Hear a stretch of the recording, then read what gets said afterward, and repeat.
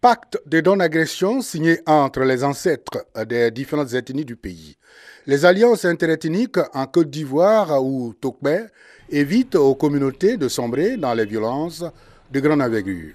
De même, elles préconisent les règlements pacifiques à tous les différends et transforment les malentendus en histoire-rette.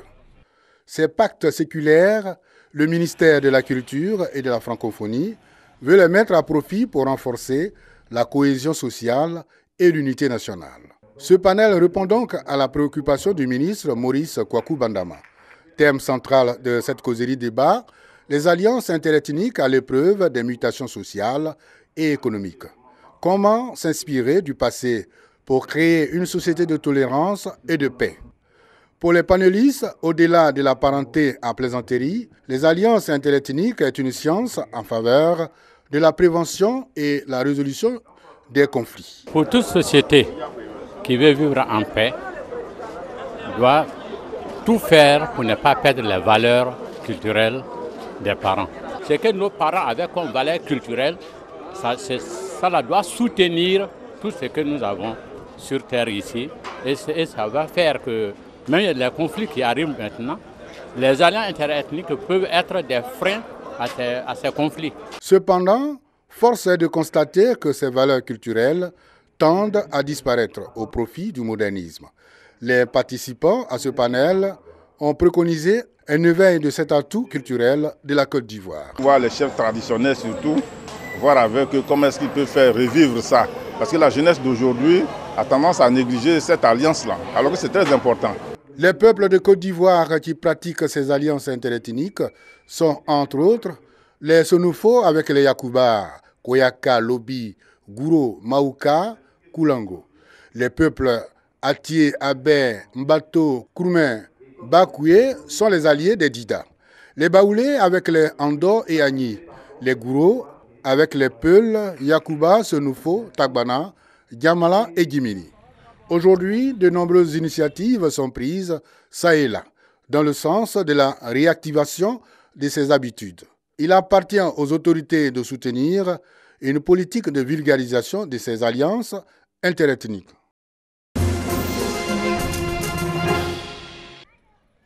Anokwakouté, village situé dans la commune d'Abobo. Pendant la crise post-électorale, ce village de plus de 1000 âmes a connu des moments difficiles. Pour la première fois, autochtones, allogènes et autres communautés se sont affrontés. Bilan, plusieurs morts et des blessés. Aujourd'hui, ces différentes communautés ont décidé de fumer le calumet de la paix à travers leurs enfants, d'où le thème « Enfants, modèle de réconciliation et d'unité ». La population de Anokwakouté est prête à repartir pour une vie fraternelle véritable. Car sans cette vie de communion, sans cette cohésion, rien ne peut être possible. Nous voulons, à travers cette manifestation, donner au village d'Anokwakouté d'être une des voies pour amorcer le développement pour notre pays. Développement qui repose sur la réconciliation véritable, une réconciliation également qui doit avoir pour fondement la justice et la vérité. Cultiver et instaurer la cohésion sociale dans le village d'Anokwakouté, c'est ce à quoi s'attellent désormais les populations. Au niveau de la réconciliation, c'est une bonne chose qu'on a qu'à faire réconciliation entre nous, les musulmans, les chrétiens.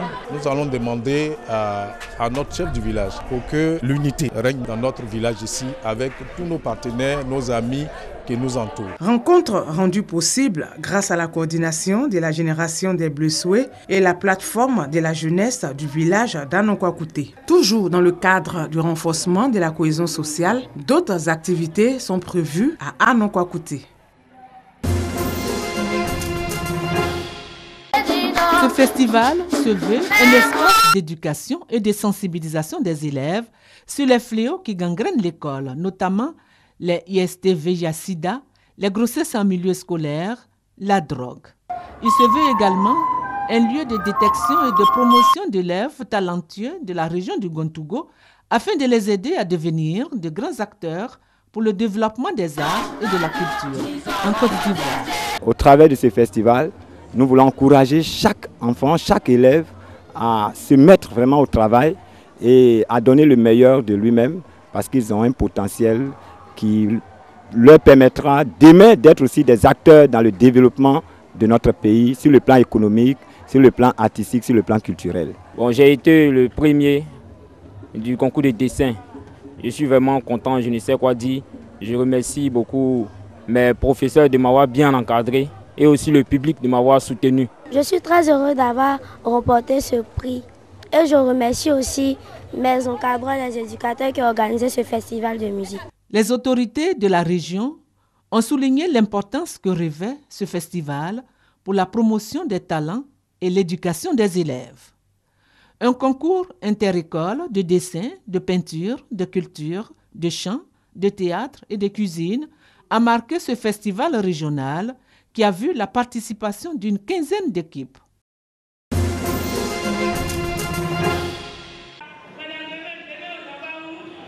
Des actions pour parvenir au bien-être de leurs semblables. Objectif visé par les femmes de l'Action des ouvrières du Christ AOC de l'Église des Assemblées de Dieu de Côte d'Ivoire. Objectif bien compris par les femmes de l'Église des Assemblées de Dieu de Yopougon, Port-Boué 2, qui, en plus de l'épanouissement spirituel des fidèles, font de la formation des femmes une priorité. Pour une meilleure gestion de leurs activités génératrices de revenus, une formation a été initiée par les responsables de l'AOC, puis une autre au métier de peintre. Il s'agit, selon la présidente de l'Action des ouvrières du Christ de Port-Boué 2, Dao Suzanne, de donner aux femmes les moyens de se prendre en charge. Des diplômes ont sanctionné ces formations et la situation matrimoniale de 12 couples a été régularisée. Le Maroc veut relancer l'agriculture de ses terroirs. Cette fromagerie du nord du pays fait partie des 21 membres du label Appellation d'origine protégée. Créé par le gouvernement en 2008, il vise à améliorer la qualité des produits locaux. Une demande croissante pour Zined Erati, gérante de la fromagerie. Il y a le problème de la qualité. Les Marocains commencent aujourd'hui à demander des produits qui ont une autorisation sanitaire et labellisée. C'est une nouvelle culture au Maroc. Les gens commencent maintenant à faire la différence.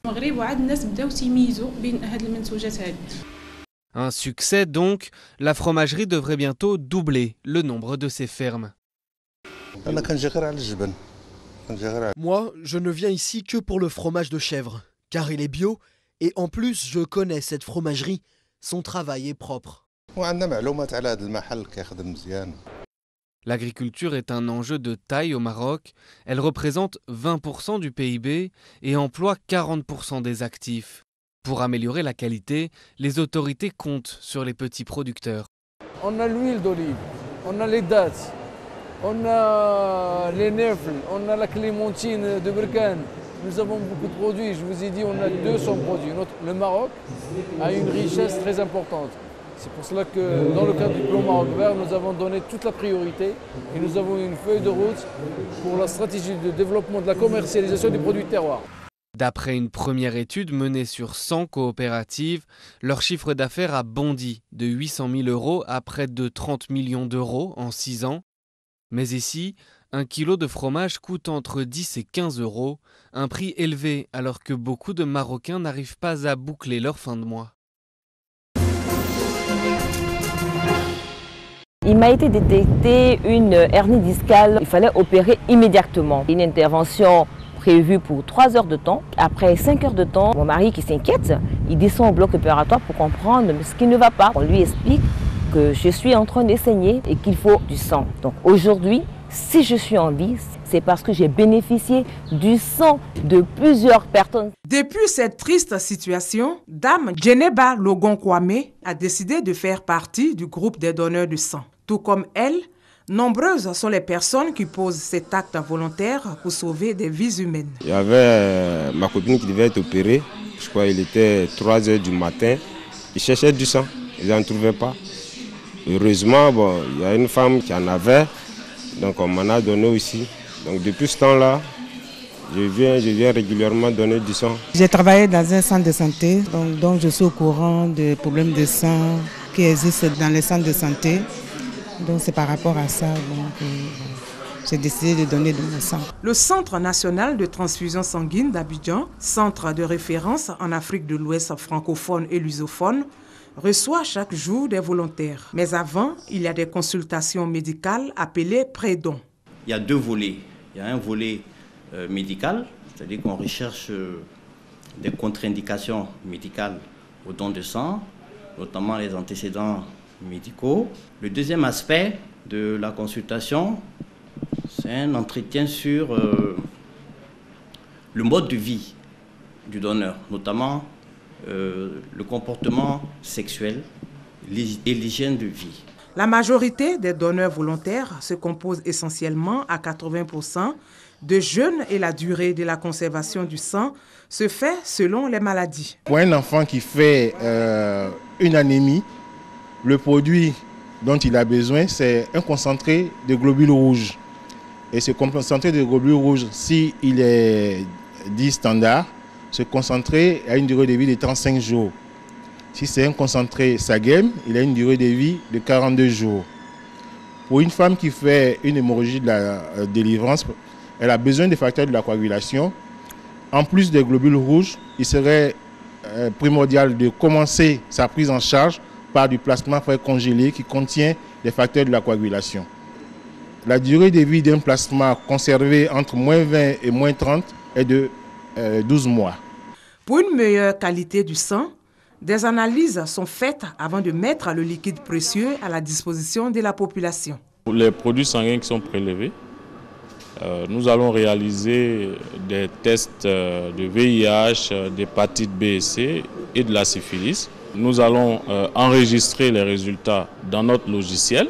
Et puis, il y a un autre service, le service de préparation des produits sanguins qui va, lui, utiliser nos résultats pour coller des étiquettes sur les produits sanguins. Ceux qui ne sont pas bons, il va apparaître sur l'étiquette à détruire, et ceux qui sont bons, on va les mettre à la disposition du service de délivrance. Le sang, cette matière qu'on ne peut pas fabriquer, est un liquide organique qui nourrit les cellules. Selon l'Organisation mondiale de la santé OMS, la Côte d'Ivoire, qui compte 23 millions d'habitants, a besoin pour être autosuffisante en sang de 200 à 230 000 poches par an, alors qu'en 2014, le pays n'a collecté que 145 000 poches de sang. D'où le cri de cœur du directeur du Centre national de transfusion sanguine. Donner une fois son sang, c'est bon, mais donner plusieurs fois son sang, c'est mieux, parce que c'est concourir à sauver des vies humaines. Je voudrais aussi exhorter ceux qui n'ont pas encore participé à cet élan de solidarité, de se confondre à nous, au potentiel de donneurs de sang, à la population de donneurs de sang, pour grandir cette population, pour qu'ensemble nous allons vers la sécurité totale en matière de transfusion sanguine. Toujours selon le directeur du Centre national de transfusion sanguine, il y a 26 structures de transfusion sanguine réparties sur toute l'étendue du territoire national et des équipes de collecte mobiles. La population doit donc se mobiliser en se joignant aux donneurs volontaires pour sauver des vies humaines, car aucun produit ne peut remplacer le sang et surtout que le temps du sang est de courte durée.